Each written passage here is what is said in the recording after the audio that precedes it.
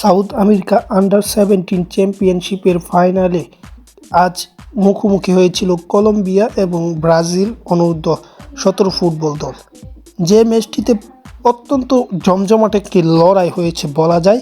ম্যাচের প্রথম আর্ধে প্রথম থেকে দুই দল একের পর এক আক্রমণ করে কেউ কোনো গোল করতে পারেনি এবং 41 মিনিটে টোরেস গোলে এগিয়ে যায় কলম্বিয়া অনূর্ধ্ব-17 দল এবং ব্রাজিলের হারের সংখ্যা জাগে এবং প্রথমার্ধে 1 গোলের লিড নিয়ে বিরতিতে যায় কলম্বিয়া। পরবর্তীতে বিরতি থেকে ফিরে একের পর এক আক্রমণ করলেও ব্রাজিল কলম্বিয়া কেউ কোনো গোল করতে পারেনি এবং খেলা শেষ হওয়ার 2 মিনিট আগে মানে 88 মিনিটে সমতায় ফিরে ব্রাজিল এবং এই সমতা ফেরাটাই তাদের মূলত জয়ের কারণ হয় এবং শেষ পর্যন্ত ম্যাচটি ড্র হয় 1-1 গোলের ব্যবধানে। সেই ড্র হওয়ার কারণে পেনাল্টি শুটআউট নিয়েছে দুই দল, যেখানে 4-1 ব্যবধানে ফাইনাল ম্যাচটি জিতে যায় ব্রাজিল এবং তারা চ্যাম্পিয়ন হয়েছে এবং এই চ্যাম্পিয়নশিপের মাধ্যমে তারা একটি কীর্তি গড়েছে, কারণ এই বছর তারা 2টি দক্ষিণ আমেরিকার বা কোপা আমেরিকার চ্যাম্পিয়ন হয়েছে। একটি হচ্ছে অনূর্ধ্ব-20 এবং